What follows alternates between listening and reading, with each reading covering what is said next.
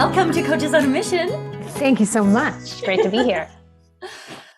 This episode is part of a little mini series we're doing all about lead magnets and list building. So I want to thank you for volunteering. I think this conversation is going to be helpful, hopefully for you, but also for all of our listeners. So I'm excited to dive in. Before we do, you've been in the Hive now for going on 4 months. Is that about right?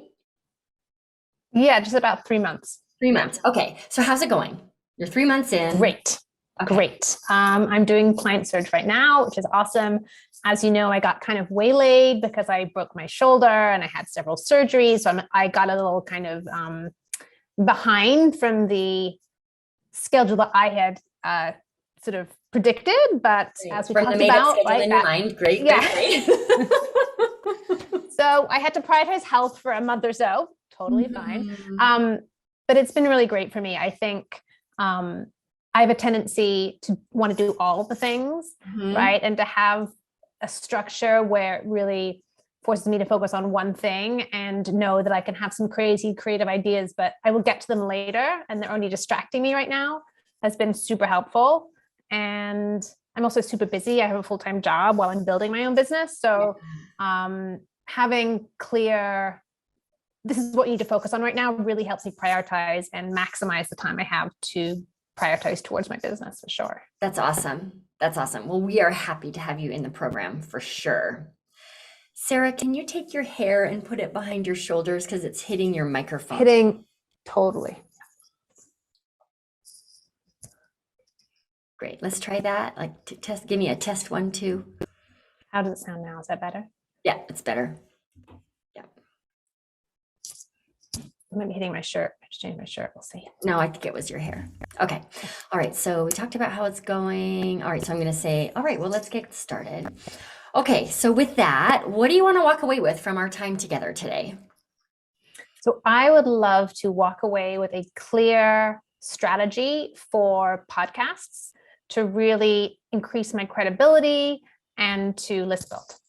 Okay, great. So we want to use pitching yourself as a guest on podcasts as a way to increase your visibility and build your list. Yeah. Fabulous. Great. Have you ever guested on a podcast before or pitched yourself in that way? Once before. Okay. Yeah. Great. Well, as you know, I have a podcast. This is number 2. So this is there we go. Right? So I've learned so much because we get pitched a lot for our show.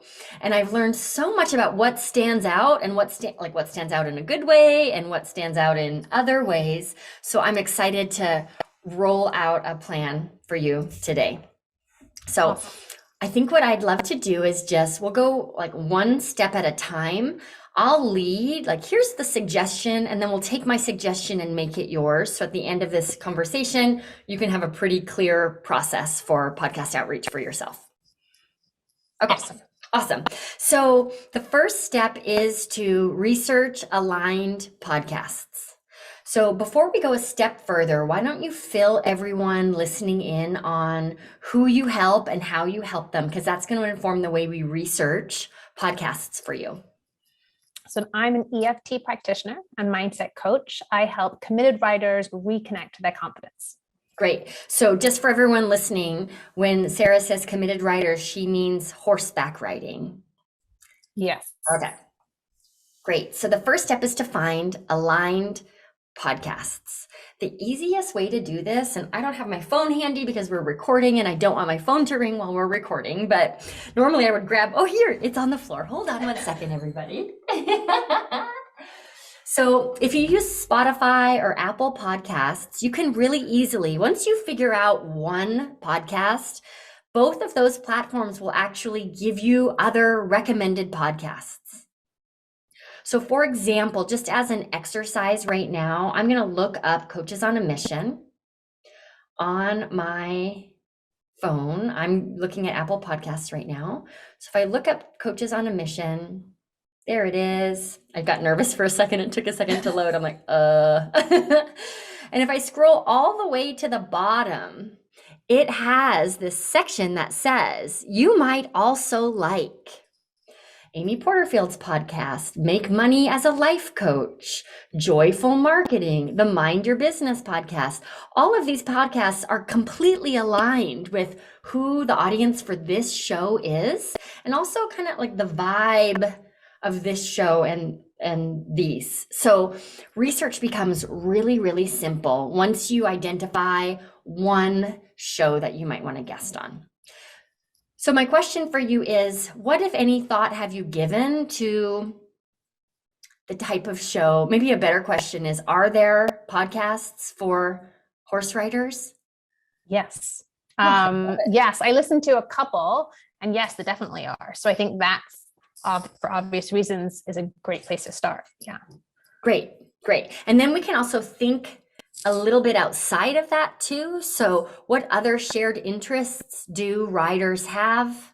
I wouldn't recommend that you go too far down the EFT track because you are so niched, right? Yeah. I wouldn't go too far down that track, but I would really stay in the realm of riding. So any questions about a simple way to get started accessing podcasts that are aligned with your niche? No, that totally makes sense. Okay, great. So now we want to set you up to make this a habit rather than this big project you tackle every once in a while and it's too big to maintain. So in an ideal world, how many podcasts would you like to guest on in a month?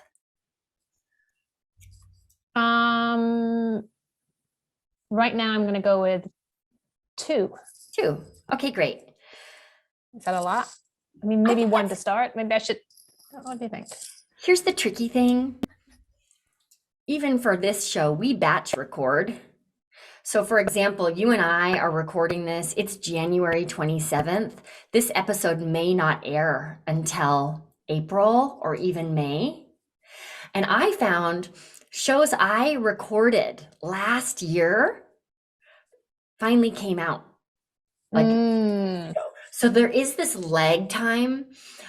So if I was going to make a mistake, the mistake I would make would be overdoing it instead of underdoing it, because there is a ramp up phase. So if your goal was 6, if your goal was 2 shows a month, you're probably looking at pitching yourself 8 times. It's about a 25% conversion. Yeah. That seems doable. That's two a week. Okay. Great. And I feel like once I've got like a template and once I've got some language, like that'll rinse and repeat. It's just getting those first few kind of organized. Completely. Yeah, it definitely gets easier. Okay. So step 1 is to research. We talked about letting the podcast platforms make that pretty easy for you. Step 2 is to get really clear on your goal. How many times, what's my bandwidth here? So now we're looking at 8 pitches a month. And I heard you say you'd like to do 2 a week. So you could bring a ton of structure to this and set aside 30 minutes, an hour once a week to make those 2 pitches. Or you could do it once a month, right? And knock out your pitch to all 8 shows. Yeah, I think once a month, that actually feels lighter, I think. Yeah. Okay, great. Yeah. So are you open to just marking that appointment off on your calendar so that it can be a rolling habit? Love it. Yeah. Okay. Here's one of the wonderful things that I have learned since starting my own show. Please follow my instructions, everybody. This is like we pause this programming for a commercial break. For anyone who would like to guest on my show, we would love to have you. Please follow our instructions. So we will often get, and it's always a third-party pitch, so like an agency pitching their guest, and they don't follow our workflow. They create extra work for us because they don't follow the workflow that we have in place. And then it's like not as easy for us to book their clients as it is when they just follow the workflow. So what does that mean? Each podcast that you choose, go to the website and do your due diligence to find out what is their process for booking guests. I find when I pitch myself, the majority of shows have a form on their website to fill in. So bypassing that form and sending me an Instagram DM or emailing, it's less efficient on the receiving end. So we're going to want to follow the process that each show has already in place because they have it in place for a reason. Got it. Now, if you don't find the click here to submit your form, then an email pitch, I think, is appropriate, and or even an Instagram DM, but we're going to look for their process first. Totally. So what happens, I'm such like a queen of follow through with my actor clients for my other business, but if you submit the form and say you don't hear anything, like I just want to follow up, like what would you do with that example? Yeah, great. So again, if I submit the form and the thank you page clearly says, thank you for submitting, we will follow up, right? Especially because I know we batch record. So we just booked a bunch of guest experts who applied months ago, right? So I guess this is good that we're talking about this because we have to be willing to commit, I would say easily, to like 6 months of this process in order to really see and reap the benefits, because you're not in control of people's production schedules. Totally. But what I would do, if I've submitted and maybe even 3 months have passed, I'm going to fill out that form again. Okay. Right? And you can let me know, like if people submit and they're not a fit for our show, we don't just ignore them. We let them know. So you can let me know. Okay. Awesome. So we're talking about pitching, but I think we need to slow this down a bit and really look at like, what are you pitching and how's that going to work? Right? Yeah. What, if any, thought have you given to that so far?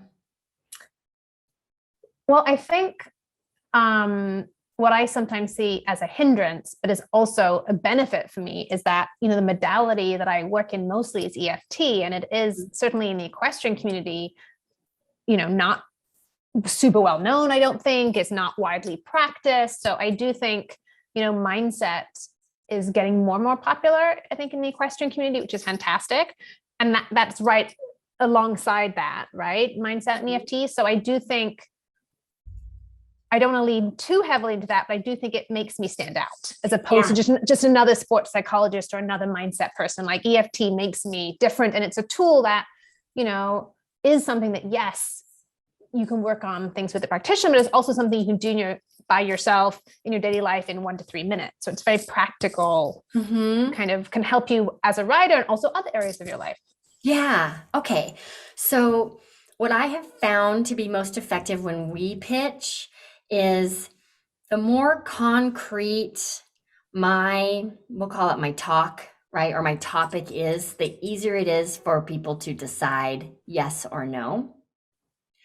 So rather than positioning your talk as how EFT can help you be a more confident writer, people are like, well, what is EFT? But it could be a 3-minute solution to overcome or to recover from a fall or to build confidence as a writer. So we want to really give your topic a hooky title. Got it. That's easy to understand, right? Without a lot of context. Awesome. Then I think it's around clearing the root causes of your anxiety as a writer or something like that. Got it. Right. So like how to erase writing anxiety in 3 minutes a day. Well, I don't think I can say it's 3 minutes a day, because you would work with me as a practitioner, Totally. Yeah. And then you can use it to maintain that. I can't erase it in 3 minutes, but great. Yeah, I also think writers who struggle with anxiety post a fall, or I think that is very like that's a very common problem. So I think that's also a good hook. Agreed. Okay. And I have a great story because I do have a broken shoulder. Yeah, exactly. Also some really good time. So I actually have 3, maybe even 4 interview topics that I choose from when we're pitching, right? Because each show is going to be a little bit different. And if I'm guesting on a show that's all about Sales call confidence. I'm not going to pitch talking about sales call confidence because that's already been covered. So what's another angle in? So the next action item for you would be to come up with 2, 3, maybe 4 possible topics that are all related to your niche, your audience, and your expertise. So one thing around how to recover, how to build back your confidence after a fall, or even how to heal, like a surprising way to heal your injury after a fall. And then something a little broader about like how to erase writing anxiety. So that way, when you are in your workflow for pitching, this stuff can be pre-organized. And when you're filling out people's forms or writing that email, you're doing a lot of cutting and pasting instead of working from scratch every time you submit to a show. Totally. So you would suggest really suggesting one topic as opposed to, we could talk about this topic or this topic or this topic, right? Just really choosing one and going all in on that one. Okay. Yeah. And it's interesting. Before I had my own show, the advice that I gave was give people 3 options. And I just found the less, like, we have our process in place, the less you deviate from that, the better. And our process is, what would you like to talk about? One thing, right? Yeah. Okay, so so we're going to set aside time on your calendar for you to work on pitching to podcasts every month. You're also going to come up with 1 to 3, 2 to 4, somewhere in there, possible topics that you can really laser the conversation around. Yeah. Let's pick one today because it will help us with the next step around your pitch. Let's do reconnecting your confidence post a fall writing. Okay, great. So, or bad fall. Yeah, just like when you, probably an adjective around that fall that knocks your confidence. So, yeah. Got it. Okay, so we're talking about reconnecting to your confidence after a bad fall.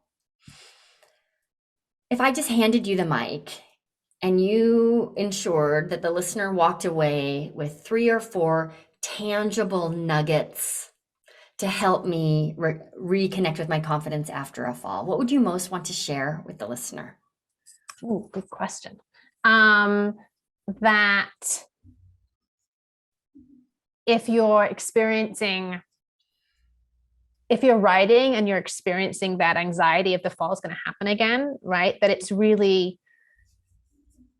to really understand that their nervous system is recreating that fall in real time. And the reason it's happening is because the trauma of that fall is sort of still in their body. And that's something they really need to release. Otherwise, they will just keep that fall will keep happening again in real time.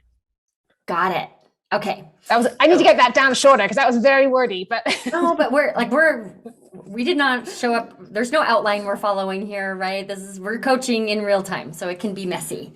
So what we want to do here, just for our listeners, but they can't think their way out of it. That's what it is. They can't think their way out of it because they're like, what's wrong with me? Why can't I get rid of it? And you try and solve it, but it's because it's in your body and that trauma is stuck. That's why. Yes. So with each point you want to make, we want to frame that point as a statement as well as a question, because some shows want you to send them questions to ask you.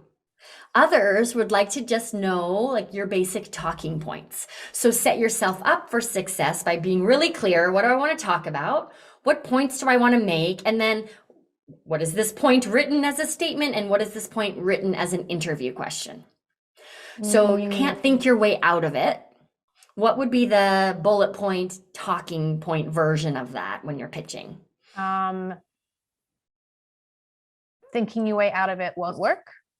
Yeah, great. Thinking your way out of it won't work, right? Or the real reason why a positive mindset doesn't cure your anxiety. Yes. Yeah. What about that point in the form of a question?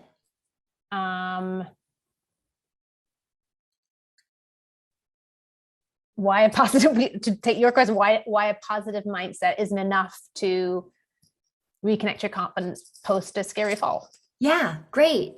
Or another one might be, why is it that riders, when they get back on the horse, can replay that fall in their mind over and over again while they're writing. Why does that happen? Right? Well, it happens because it's in your body. It's not in your head and you can't think your way out of it. Okay. So that's the first point. Now we've got like the bullet point version for your pitch, as well as the question version for your pitch. What's another point you would want to really make for the listeners around this topic? That confidence is a practice. And that's one of my big stances, I think. That confidence isn't the absence of self-doubt, so that it's it's a practice. Great. All right. Confidence is a practice. What's the bullet point version of that? Which almost feels like a trick question because you just gave it. Because isn't that a bullet point? Yeah. Why? No, the bullet point. Confidence is a practice. I don't know. Confidence is practice feels so like that's it. No, that's it. Yeah, okay. That's it. Okay, good. Confidence is a practice, and it might be confidence is a practice. If you want more confidence, right, develop the habit, something like that, right? What about the question version of that point? Why confidence isn't the absence of self-doubt? Yeah, or it could even be something like, what's a common misconception a lot of writers have about confidence? Around confidence. Yeah. Oh, you're so good with the words. You just magic. You just like, yeah. So, okay, great. So are you seeing, like, I can almost visualize this pitch coming together. Yes. Right? Yes. So your assignment here is, again, pick 1 to 4 possible topics. Okay, 2 is a great place to start, even 1. Don't let the creating of all the different topics stop you from pitching. Okay. And then just so that you're prepared, so that pitching becomes really easy, you're going to have the bullet point, like the topic title, if you will, question version, statement version, so that you can really flesh out for people and illustrate what it is you want to talk about on the show. Awesome. Okay. So once we have that in place, the other thing that sidetracked me when I first started reaching out, and like full disclosure, this is an area where as soon as my team and I get busy, podcast pitching goes to the wayside. So, and it's because it's involved. There are steps to it, right? So the more we have steps taken care of ahead of time, the more easily this becomes a habit. So another step is your bio. You got to have like a 50-word version and a 150-word version. That's right? Good advice. Yeah, totally. It's having all of that stuff handled, right? So that the only thing you're managing when you're pitching is your nerves around pitching instead of your judgment about, air quotes here, not having it together yet. Totally. I'm just like cutting, pasting all the things from all the places. Yeah. Yeah. Love it. Great. Okay. You'll also just want to have like a headshot handy because some people will want you to upload that. And then at the ready, even if it's just a quick little paragraph or a couple of bullet points, a personal story related to the talking point. Okay, great. Right. Yeah. And it could be a personal story of an experience you had with a client, with yourself, where you came from, your grandma, just some sort of humanizing personal story. Awesome. Okay. So it could be a client story too. I had a client. Yeah, perfect. Yeah, I definitely have my own clients. Great. So what we've got is we have just a Google Doc for each of our of my interview topics, a separate Google Doc, my name, my pronouns, a link to my headshot, my 50-word bio, my 150-word bio, the talk title, the questions, the bullet points. We have separate documents for those. So then I just open up the document about the British Bake Off approach to sales call confidence, right? That's one of my talk titles. I have that open. I can cut and paste when we're filling in the forms. Awesome. Right? When you're pitching, you can also link directly to this document, which makes it really easy for people to see all the information that they need if they don't have a form and you're email pitching instead. Awesome. Okay, so what, if any, questions do you have around what we've talked about so far? Because we're going to shift now and talk about the email pitch. No, I think I'm clear. I was just about to ask, do I need to, I've heard, I've seen people's very kind of glossy kind of one sheet-esque Mhm. pitch sheets with, like magazine cover-esque with all that kind of stuff on there. So it sounds like I don't necessarily need that. Google that sounds fine. In my limited experience, right? Because I see a lot of talk about that too. I have a one sheet. I've never gotten to share it with anybody. Awesome. Great. Less for me to do. And yeah. Totally. Totally. Okay. And that isn't to say that another expert might come on the show and say, like, here's why your pitch sheet is really, really important. So I'm not poo-pooing that, but let's get it going instead of getting it perfect. Love it. Yeah. Okay.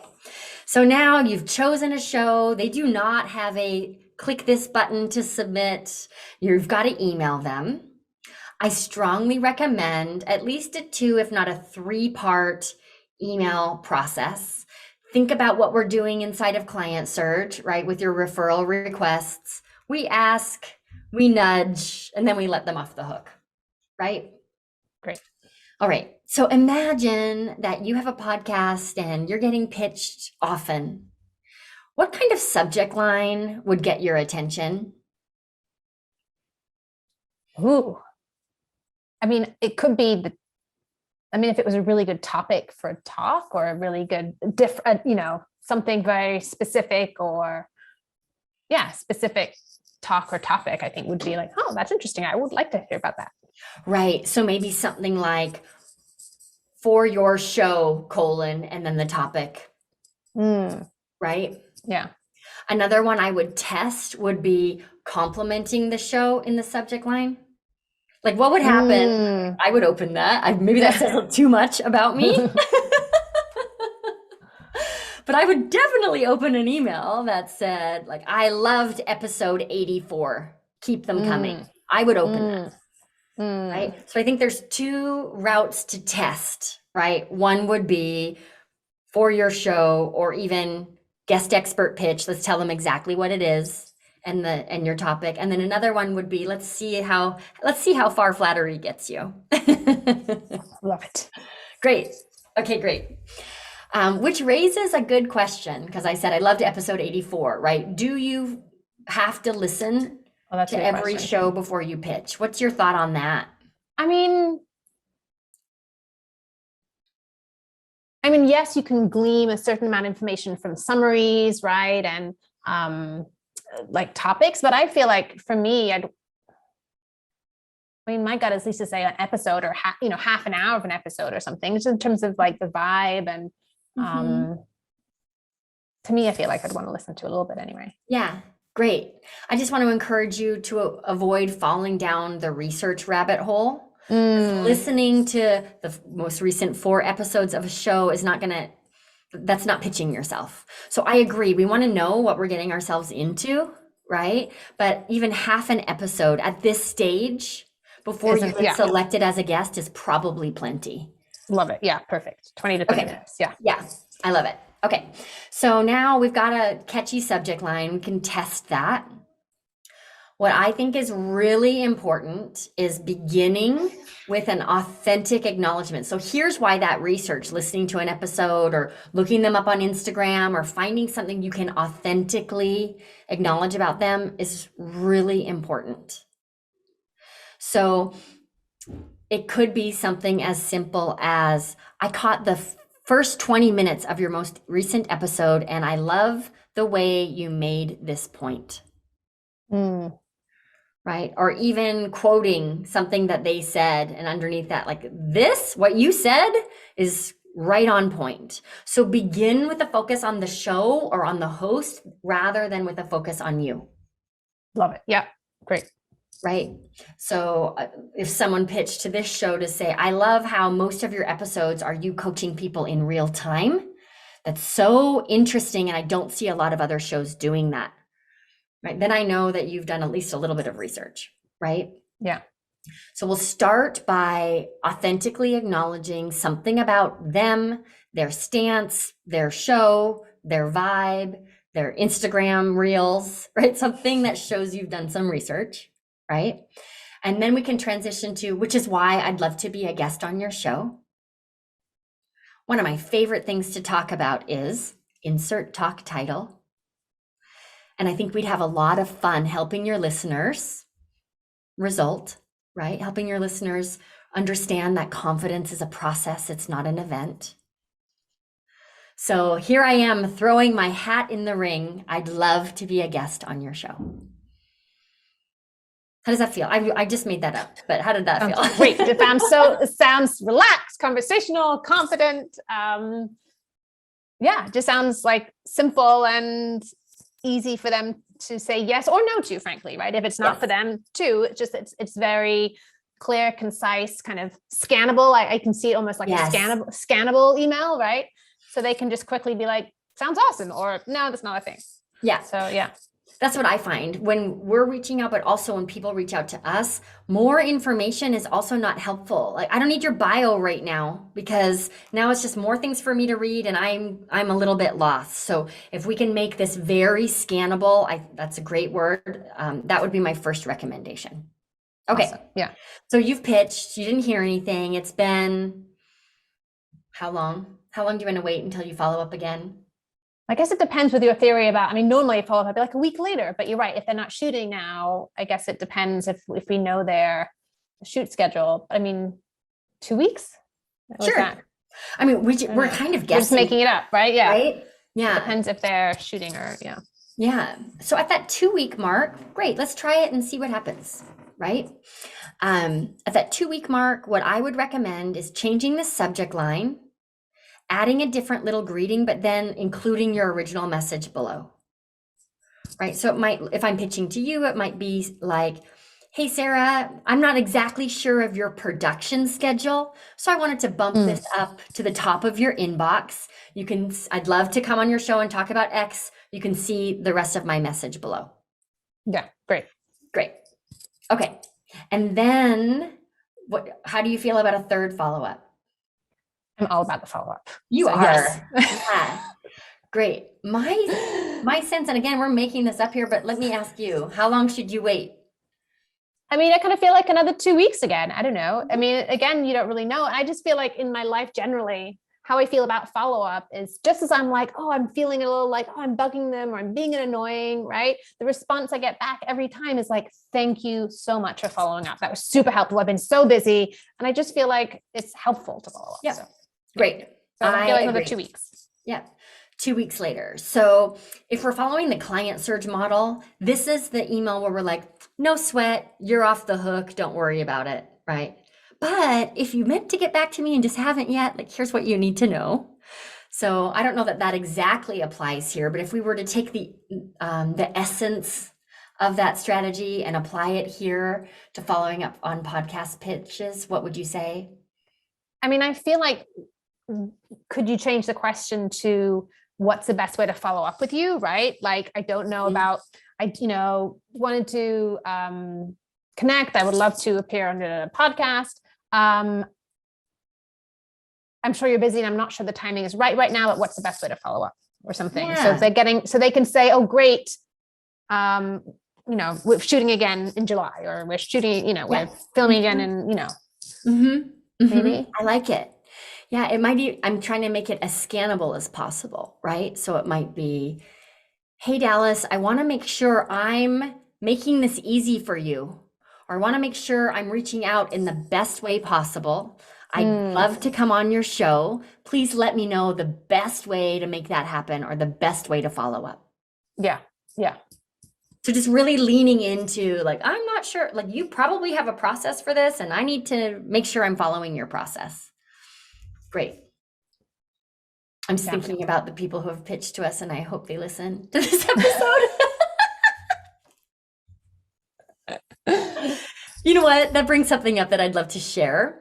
We have had people pitch for this show, and it was just really bad timing. We were in the middle of a launch and couldn't get to it. And then we had more pitches than we had room for, and it just kind of slipped through the cracks. We didn't have a team meeting to discuss rejecting the person. Like, it really was not that big a deal. I couldn't tell you the name of a single one of them.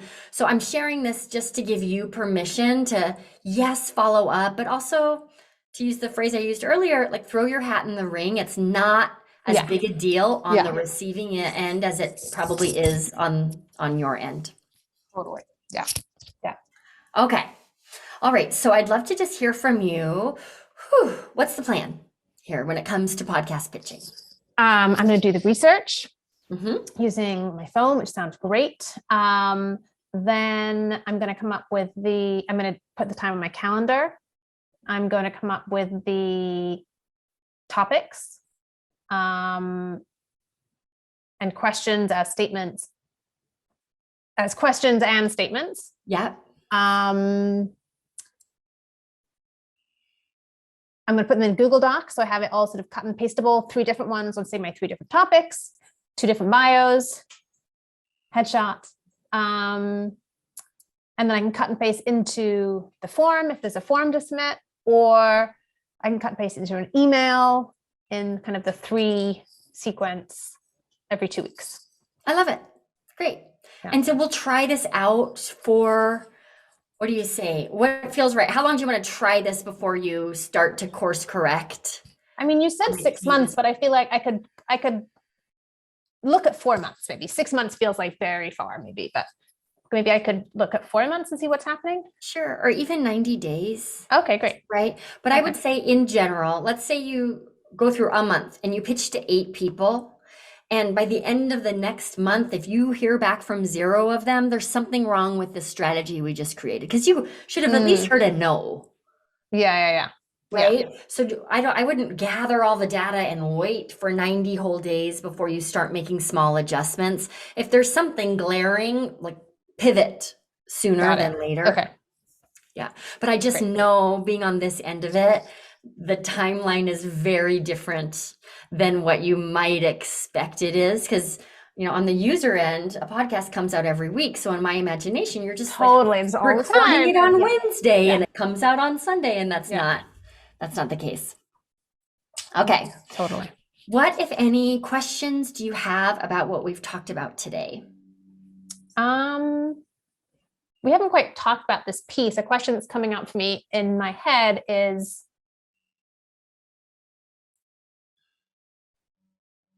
yes, it's about credibility and exposure, but I was wondering, is there a piece in terms of how I'm talking about it, in terms of actually using it to get clients, and is there a way, tips around how to be in the actual podcast? Does that make sense? Yeah, great. So you haven't gotten to this part of the training yet, but inside of the 3rd phase in the Hive, where we talk about designing and launching a course, I promise this is related. I believe in launching your course through webinars. So when we teach the webinar process, there is a practice in there called seeding, like planting seeds. And what you want to do when you're being interviewed is naturally plant seeds about the fact that you work with clients, right? So you have a couple, so I'm going to just pretend here, right? Someone's interviewing me about getting confidently back on the horse after an injury. And the question comes up about, why is it that I replay the accident in my mind when I'm on the horse, right? I might say, I'll have a story ready. I talked with a client about this recently, and here's what she was doing. So now, clients, she has clients. So you're not like saying the name, you're not dropping your URL into the conversation, but you are referencing your work often. Got it. Yeah. Often. I see this a lot with the people that I serve. This is a big issue with my audience. Let me tell you a story about a client that illustrates this point really, really well. Yeah, love it. Yeah. And then I have yet to be on a show where they don't, at the very least, direct to your URL of choosing, right? Yeah. So for me, I love when I'm guesting, I love sending people to my Instagram. Because you just heard me on a podcast, you need to get to know me a little bit more before you're maybe even likely ready to opt in, but definitely before you're ready to join a year-long program with me, right? So come on over to Instagram, DM me, and ask me your questions about what we talked about today. I promise I will personally get back to you. So now it's the opposite of scalability, but that personal touch, especially when your business is where yours is at, right? In the newer stages. But I've been doing this a long time, and this is what works really well for me. Inviting that direct connection is the thing that leads to conversions and more clients more swiftly. I love that. Yeah. I love that. Because then there's no pressure. Yeah. Love that. Yeah, It feels no light. pressure. Yeah. Great. And now you don't have to go and design a lead magnet with a landing page and a nurture sequence and all of that stuff before you start being visible on podcasts. Yeah. This is, just focusing on this first and getting to that later. It feels much better. Okay, great. So you mentioned at the beginning of this conversation that you're in the client search process right now, and we like doing one thing at a time, right? So understanding that you're going to run through the tape with client search, I'd love to create some sort of accountability for you. So how can I hold space for you to step into what we've talked about today, whether that's creating a deadline for yourself or some way to check in with me? Well, I feel like, to your point, February is about client surge, and probably even the first 2 weeks of March, just because post that and kind of decompression time. But I feel like then I would like to bring my questions and topics to a Hive call in March. Okay, great. So you're going to work on your interview topics and the bullet points, that piece we talked about, and then you can be on the hot seat in March and we'll go through them. Yeah. Cool. Exciting. Yay. I'm so glad. We haven't talked about this on the show yet. So I'm so glad you brought this forward. This was a fun conversation. Awesome. Well, thank you so much. It's going to be super helpful. I'm excited to start implementing. Great. You're welcome. And thank you everyone for tuning in. We will see you back here next week. Bye-bye.